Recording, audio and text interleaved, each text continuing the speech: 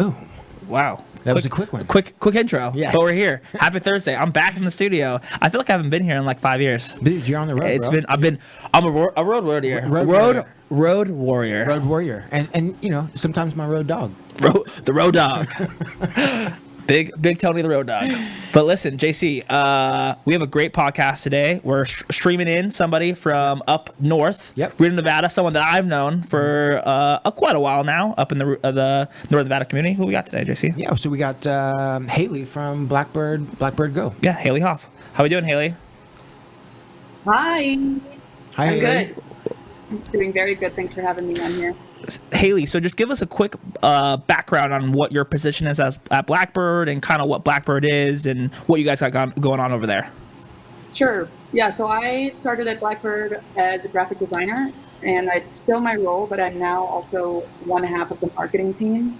Me and Jamel Barghouti are, you know, the two-man marketing team, and we kind of run all content and creative through Blackbird. And yeah, so I do all the social media, all the design, web design, anything creative, we're doing it. That's awesome. Yeah, you guys crush it with all your marketing. Everything looks fantastic on Blackbird. And you guys are a delivery company and a logistics company. Tell us a little bit more about like your core business operations. Sure, we're a software and services company, so we do a little bit of everything on both the software and the services side. So most people in Nevada know us as the delivery company, both doing delivery to homes, so the last leg of delivery, and also doing transportation and distribution and fulfillment for wholesale clients across the state. We also do that in California. But Blackbird Go itself is an online marketplace where people can post their retail menu on our site, and then we will do the delivery for them. So similar to like an Amazon Prime of local weed. Nice. Very cool. Yeah. Nice. I like to get my weed delivered. Yeah, you're a big weed delivery guy. I mean, sometimes, you know what I mean? Yeah. But I do enjoy it, you know? And you guys are not just only in Nevada, though. Correct. So the home delivery aspect is only in Nevada, but we are also in California, and we actually just recently broke into the Massachusetts market, like yesterday. So that's big news. Congratulations. Nice. Thank you. Yeah, it's exciting. Yeah. So I thought I saw you guys in a bunch more markets. Is that just the only three? Just those three? Well, no, we're also in Pennsylvania. It kind of depends. People use our software all over the map. Just different services are in different states, but California and Nevada are two big buds, our home spots. Nice. I like it, right? It's cool because, I mean, I don't know if it's all the way ancillary, right? But it, you know, definitely in the cannabis industry, serving the patients, the people in the cannabis community, but not necessarily growing the plant, right? Yeah. But just delivering it, doing things around the industry, right? And creating value there. Yeah, I would consider them in the industry just because they have to have a license to, you know, do what they have to do. They have to get it from the state. They're regulated. They're regulated just like a cannabis company. So, you know, distribution company, they're massive in, you know, getting your weed from the grower to the place that you buy it at. So Blackbird has a very essential service, especially during these times with COVID. Yeah. And we got to talk with Jamel, who is the director of marketing over at Blackbird at the beginning of COVID, kind of talking about their business operations and how great they were doing. And they said, you know, it was a spike in, like, you know, he was saying that it was crazy. And this was, back in March almost, like right at the end of March, beginning of April. How's it going now over there? I know it was like you guys were hiring a ton of people and you guys were bringing on a lot of staff and just trying to expand as fast as possible to meet the demand. Is it still crazy over there? Are you guys kind of settling in to the new delivery system? We've definitely settled in. Like Jamel said when he spoke to you guys last time, I listened to that conversation, so I remember what he was saying. And March and April were really crazy for us. Like, it was a 600% increase in our business essentially overnight. And we had to shift our whole model to make sure that we could work at that high of a speed. And we weren't sure how long it was going to last. And, you know, as kind of expected, though, it's gone back down to normal since, you know, we're back at the same kind of level that we were at pre-COVID. However, our business model is still in this new rendition, which is marketed around having the huge spike. So we're kind of in a new, we've started down a new path because of that time. And I don't think we're going to be going back to how we were doing it before, because we've got this down now and it's worked well. Which is fantastic, right? I mean, talk about being able to handle when that rocket takes off. Sometimes you're in a janky rocket, bro. It's going to buck around. Yeah, you're going to be bouncing around in the air. It's not necessarily going to take a straight flight. Yeah, and sometimes it does, and you get lucky and you're buckled in and you're ready to rock and roll. It seems like Blackbird is. But you guys do more than just sell weed. You guys are very socially involved with what's happening in the community, especially around cannabis, and people who are in prison for selling cannabis, where now we can buy and sell and you distribute it legally. Tell us a little bit more about those projects and kind of what you guys are doing in the community. Yeah, I'd be happy to. We at Blackbird, it's in our mission and it's in our values that we believe cannabis should be legal. And I think everyone that works at this company truly believes that and walks with that mission in mind. And so, especially during this COVID time and with the racial injustices happening that are taking over our country, it felt like a really good time to kind of take the lead that we got from this momentum that COVID brought us in business and do some good with it. And so Jamel and I, we launched a new line of clothing and merchandise that you could buy to support the Last Prisoner Project. And we believe that, you know, people who've been wrongly incarcerated for prison that are serving long terms, and, you know, many of them wrong, like they just shouldn't be in jail. The Last Prisoner Project is helping these people get out. And we feel, I mean, I shouldn't say we as a company, I feel as a white person working in cannabis, the guilt of having a good job and security and all the benefits that come along with working in this industry, while knowing that people that essentially established this industry pre-legalization are in jail and their lives are ruined for it. And so I have a really hard time sitting with that myself. And I know a lot of people within our company do too. And so we want to do whatever we can to try and to give back and help those people get out. And do you guys know the Last Prisoner Project well? No, tell us a little bit more about it. They're a really incredible nonprofit. They work to, you know, they spend all their money and their energy and their resources getting people out of the war on drugs in whatever way it's affected them. But the biggest way is releasing people from jail, getting them decarcerated. And, you know, also they do certain things like help people. They represent people that need lawyers, and they set people up with some really incredible advocacy and just the resources people need, and they fight the fight for them. And they say they won't stop until everyone that's been incarcerated for a cannabis charge is out, which is pretty cool. Yeah, no, that's fantastic. Cool. You know, that's a very noble cause, and it's really cool that you guys are doing it. So you guys have clothing. You said what's it look like? Where can they buy it? What kind of clothes you guys have? Funny you ask. There it is. Boom. Very nice. No, I've got this hat. This is a corduroy snapback. It says "Be good people." Ooh, this is reverse. Oh, be good people, help good people. That's nice. Also our in our mission. We have a shirt that says "Not one person should be in prison for cannabis," and another one that says the "Be good people, help good people" logo from our company. And the website is blackbirdgo.com, Be Good People store, and you can buy it there, and every $1 of your purchase goes to the Last Prisoner Project. Man, we're gonna pick a couple of those up. Yeah, definitely picking some of those up. I mean, it's just another great example of what people are doing in the cannabis industry. Right? Yeah, and you know, I kind of wanted to ask you that. Do you think that there's enough going on with cannabis companies doing what you're doing as far as charitable acts, especially towards people who helped create this industry before it was even legal?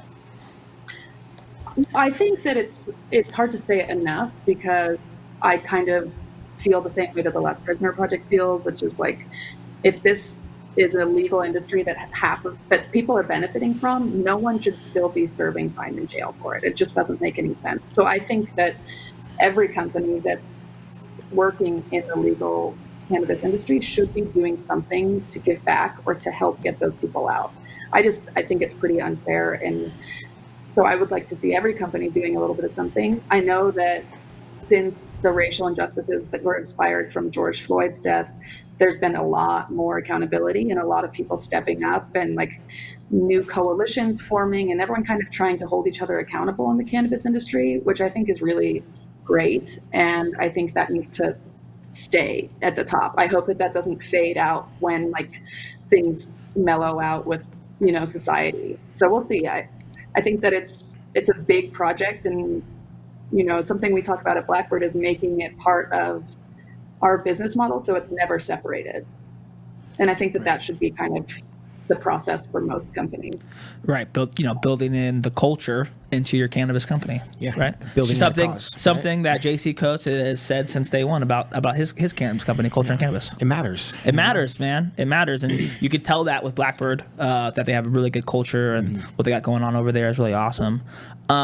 Which is great, because there's a lot of companies that just don't have that, right? And listen, I'm not going to be over here and try to make up rules of, you know, what companies should and shouldn't do, but it definitely is a great thing to see companies actually stepping up and doing it, and you know, and especially in the light when a lot of companies aren't. Yeah, right? You know? definitely. You know, and you know, this is cannabis is going to be $1 trillion industry, so we better keep the ball rolling, and we got to keep doing good ads.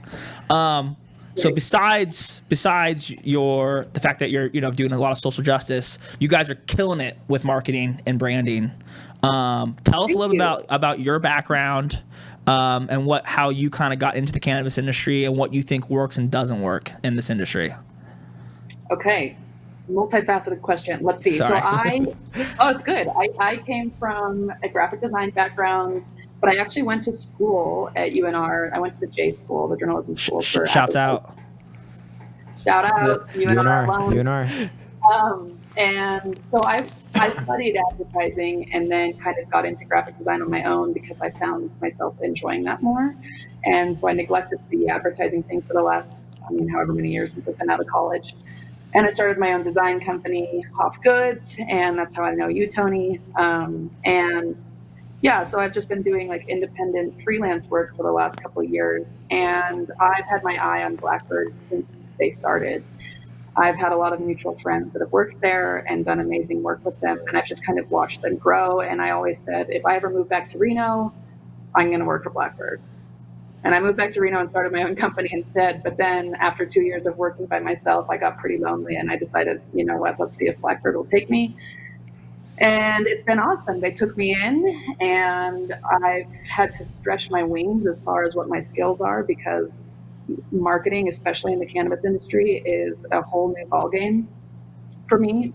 Working in a restricted market is totally new for me. The tricks that I know how to, advertise on social media and how to do things the way they work for my personal company doesn't work for this industry. So it's been a really interesting trial and error time for me since being here. But it's been fun. And, Jamel and I, he wasn't in the marketing role either. And he was put in the director role last December, and the both of us went to the J School, and he studied PR. And so the two of us were like, okay, we can do this. We can figure out how to do marketing. Let's roll up our sleeves and just like create, and hope for the best. And we've been studying our booties off on how to do this work. And I think we're just starting to finally like get in a groove and feel really confident in what we're doing. And I appreciate your compliments, because like I said, it's been a lot of trial and error. So thank you.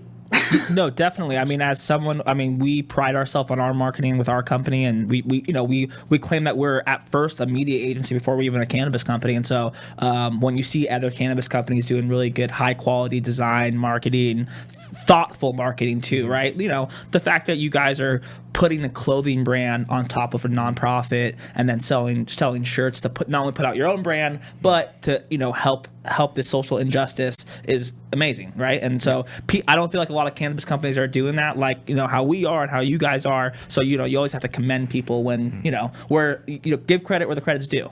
Yeah, I think it's a lot of people in the industry, because of the regulations and what we have to deal with in cannabis, they just kind of give up, right? Yeah, they're like, I don't have to do the marketing because it's not allowed, right? Yeah. But it is allowed, and you just have to do it a different way. And yeah, I have to agree with Tony that That Blackbird gram looks pretty good. Fire. Little popping over there. Fire. Makes me want to get some weed delivered to my front door. I feel cooler if I did from Blackbird. Yeah, just from Blackbird alone. So talk about Hoff Designs. I mean, we know this is a Nevada-based podcast. We're in Reno a lot. Hoff Designs is a massive brand in Northern Nevada. If you don't know JC, I guarantee you've seen her stickers somewhere in Vegas and in Reno, and you just didn't realize it because she has so many good ones. I believe it. She has I think my favorite is your taco one. Oh yeah, the Lake Taco one. Yeah, Lake Taco. The Lake Taco. It's fantastic. Such a good sticker. Check this out. I just, not to plug my own stuff while I'm on here, but these just came, plug your stuff. Plant-based, and it's got a wheat plant on there. What do you think about that? Beautiful. I love it. There it is. Cool. My Hoff Good stuff, it's still going. It's been an interesting journey trying to learn how to juggle two jobs. And, I was so all in with my Hoff Goods for 2 years there that it's definitely taken a little bit of a tapering since I've worked at Blackbird. But it's still going. I'm still loving making little knickknacks, stickers and shirts and hats whenever I can. And that's also why it was fun for me to do the merch for Blackbird. I was like, let me do that here because that's something I'm good at and something I know how to do. And I feel like let's combine my worlds for a minute. And that's been really fun to see how it's working for Blackbird. So that's great. That's great. I want to ask a question. So I've been working in the cannabis industry, with you for about 5 years, right? And so you come across all kinds of different people, and they come from all kinds of different, backgrounds and industries, and cannabis industry is new, right? So everybody's from somewhere else, and you being from somewhere else, what has been your biggest takeaway outside from just like the professionalism of working in the cannabis industry on a personal level? What has been your biggest takeaway from being immersed in the cannabis community as a professional? I love that question because I feel like there's a lot of different ways I could answer that. But the biggest thing for me is I have fallen head over heels in love with weed. I liked it before. I was a fan before. I always have been. But now I'm so immersed in it that it's truly become a passion for me in a really real way. And it's what I want my future to be. And I don't really know in what way I want my future to be involved with cannabis, but I feel so inspired by the people who are in this industry right now, who are plowing the way for everybody else. And it feels really energizing. And I'm brand new to it. I just hit my 1 year mark at Blackbird.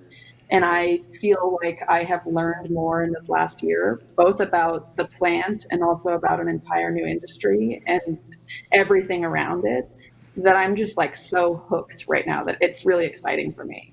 That's great. Do you guys feel that same way? I mean, yeah, definitely. I do. And I mean, you'll talk to some people, and some people have had a bad experience, right? And it just comes with the territory, right? But I truly believe that the cannabis community and the cannabis industry here in this country and beyond is a place of light, right? It's a place where there's healers, there's movers and shakers and hustlers, right? But there's also healers, right? There's also people that are, driven by passion and arts and things that matter in this world. I'm glad that you've been touched by that in this industry. I've definitely been touched by that, and I think it's what makes the cannabis industry so beautiful. Yeah, no, I think now 2021 is going to be me going into year 5 in the cannabis industry, that I think it's just kind of evolved. The love that I have for it has deepened. It's not as, it was really hot when it first started, right? I was really it was so sexy to me, right? So cool to me to be in the cannabis industry, and to be pushing the plant, just because I've always been someone that's not, been with the status quo, started Reno as fuck and doing things that people just weren't gonna do or be able to do. So year 5, going into year 5, it's made me appreciate the cannabis industry and make me realize, how it's on me if I want to see changes, to make those changes, right? So that's why I wanted to be on part of Nevada Normal. That's why I want to make sure that there's way more inclusions with more diversity in the cannabis industry, so that it's not just a bunch of old rich white guys buying licenses. And I think it's cool that we're seeing other states really see that already, kind of see where that pattern is going and kind of evolving. But I just hope to make Nevada the best cannabis industry for everybody. And it's not right now, but it will be. Yeah, we're getting there. Yeah. Can I ask you guys something? Please. So, because I know that you have your own brand with your products, and I'm curious what it's like running that. But I'm wondering what you think the future is for brands' relationships with retailers. Like, do you think that that's going to continue evolving, or can you just kind of speak to that? Do you want me to go first? I mean, if you want to. You go first. I mean, I think the wholesale retail relationship, can differ a little bit because it's cannabis from other industries and other commodities, right? But I think inherently the relationship of the wholesale and retailer will, continue. If it does evolve, it'll evolve into a more, regular relationship of all industries of brands and retailers and stuff like that. And, that goes into, having relationships with the buyers and, developing, value and all that stuff. But I don't think it's going to be a lot completely different than like the liquor industry, for example. Yeah, I was gonna say that too. I think what's gonna end up happening is that there's gonna be dispensaries who go with a few select brands and then commit to those brands, just the same way that like a Smirnoff would go to any casino in Reno or Las Vegas and say, "Hey, we want to be your number one vodka or your number one beer. We're gonna give you X amount of money for marketing, but you're gonna buy." We're gonna give you $1 million in marketing, but we're gonna buy $10 million of product from you. And I will say, I hope that it doesn't happen. It's like to where the distribution companies take all over, everything, right? To where me as a brand, I can't go, sell my products directly to a retail store because there's a distribution company in the way. Yeah. Right? So I hope that doesn't happen, but it looks like it's probably going to happen. Yeah, I don't mind it. I don't mind. That's exactly what's going to happen. Distribution model is going to have to happen because it's going to have to be way more regulated, For right? it to scale properly. Yeah, to scale properly, right? And it's what's worked in the past. If you look at any other industry, everyone has a distributor. I guess I don't know, produce companies. I guess everyone said U.S. Foods buying all that produce and then they're just selling it to Albertsons. It just depends on what level you want to be at, yeah, right? So I think it's interesting because already like Oklahoma, for example, that market's already taking a very distribution heavy model just because of how many retail spots there is. With Nevada, for example, there's only 70 dispensaries, 80 dispensaries. So us two can handle all those dispensaries, all those accounts. So it's just interesting. I think it's really cool to see. I'm down for both. I'm happy to help it evolve and kind of see where it goes. I'm hoping that maybe the distribution model will cut out some of the BS that's happening in this industry with like lab testing and whatnot, and maybe regulates the market a little bit more, but also could shift it in the other way as well. So. Yeah. Regardless, we're gonna be here and we're gonna be slinging weed. We're gonna figure it out and make sure that we can teach other people how to figure it out as well.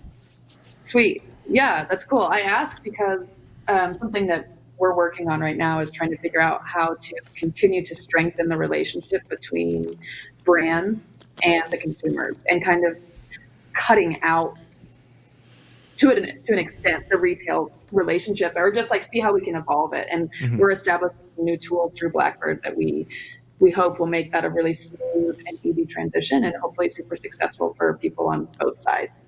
I think the main fear for a brand when dealing with a distribution company is that, when you sign up, or let's say you move it into a new market and you sign up with a new distribution company and you're selling flower and you look at their, kind of like their brand list and they have like 100 different flower brands that they're distributing, right? And so now you have to entrust, the distribution, sales channels and the people to, push your product properly. And you just have to kind of know that it's never going to be push like you would yourself, right? It's going to kind of get in line with some of the other brands that are over there. So, I mean, that stuff is kind of,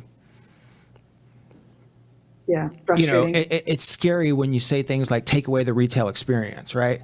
Because now and it's hard for me to, I just have to trust somebody else, right? And then get my brand in line with all the other brands that the distribution company has, right? But it's a give and take, right? So like because at the end of the day, for me as a brand, I can't, physically deliver my products to every store across the country. I have to use a distribution company. So, it's just that give and take. And definitely from a brand's perspective, you want to go with a person or a distribution company that has, those kind of core values in mind that you talked about that are, that you want to, develop better processes for us to reach, our customers with our brand and stuff like that. Yeah, and let me kind of re-go over what I said there. I don't mean take away the retailers, obviously. Like that's not possible right now, and it's not even something we're planning towards. But it's more about how can we strengthen the relationships with brands themselves to have access to the consumers, and for marketing purposes, not necessarily to cut out the delivery or to cut out the distribution, but just to kind of give more access. And so I'm curious, because you guys have a brand, like what do you use to be in touch with the consumer? Yeah, I guess that was events, right? Like Yeah. events for us was our bread and butter, right? I mean, JC had been throwing monthly events for 4 years, and then this year I was like, yeah, let's switch to quarterly events, and then boom, no more events for the whole year. So maybe we should get a couple of monthlies at the beginning of the year. But yeah, I think events is the most very impactful, right? Because if you can hit people on the social media aspect in the store, and then without an event, you're giving them a full experience of what your company is, and especially if you can do a really good job at that event portraying like what you got going on, right? And I think we do a pretty good job, and I think you've built a really good community, and we're going to continue to grow that community from not only just Nevada to Oklahoma and to other states and beyond. I will say, I think, like from a brand dealing with a distribution company, it would be nice to maybe, I don't know, like maybe have some like analytics on the customers that you're delivering to, right? And just some insights in that way, so we could be better armed as a brand to serve our customers. And I think we could, lean on distribution companies for some of those insights. Absolutely. But just first thing that come to mind. I mean, that's exactly not the question, but yeah, also good insight as well, JC. that is actually exactly what I'm hoping to hear, because that's what we're working on right now, is being able to give brands access to some data and some analytics that would help them make smart moves with marketing. Definitely. And that doesn't exist yet, just because, we can't buy advertising on Facebook or Instagram or the way that, any other traditional marketer would. We have to be very creative about it, and almost it has to be like guerrilla marketing in a sense. Like that's essentially what we're doing, just like guerrilla marketing, that's what we're doing. but just guerrilla marketing on social media. It's just like so much content overload to an extent, right? I mean, and that's what you kind of have to do.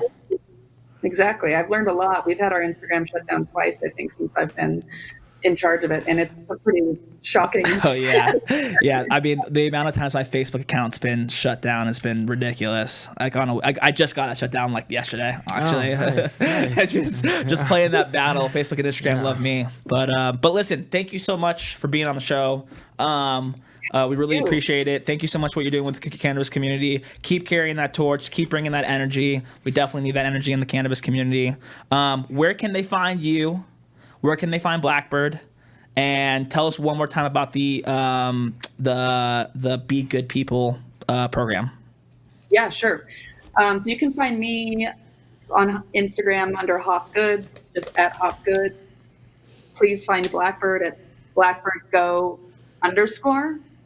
And you can buy weed right now on blackbirdgo.com.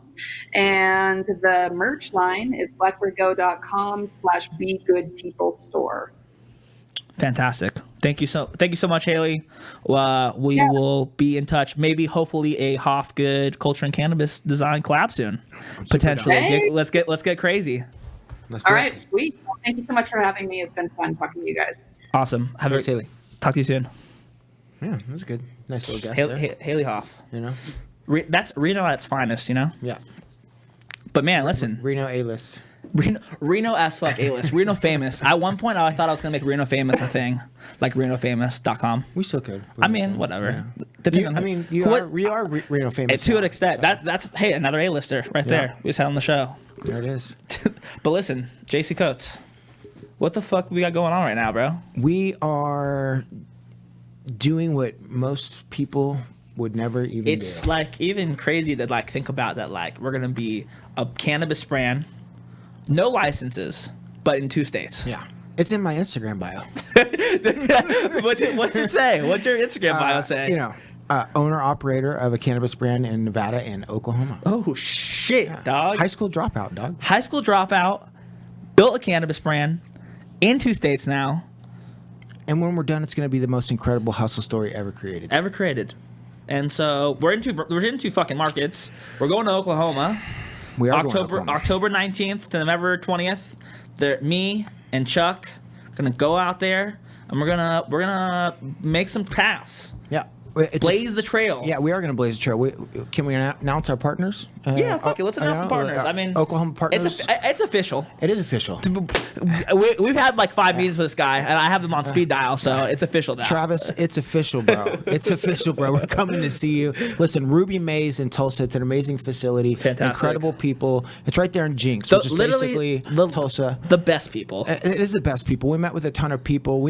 I'll just tell a quick story. We met with, well, I don't know. I don't have to tell a story, but I will say that we met with a lot of people. We went with the Ruby Maze, camp. It's a great bunch of guys. They have a lot of things going on, but I think the biggest reason why is that when we walked into that facility, everyone was just so happy. Yeah, happy. And here's the deal: like when you're making moves and you're making decisions in your life, like you don't have to deal with all the bad energy all the time. No, you can find good ones. You can choose to work with good people and set those boundaries for yourself, right? 100%. And it's not about going with the biggest and baddest. It's about going with people that fit for you correctly, right? Yeah.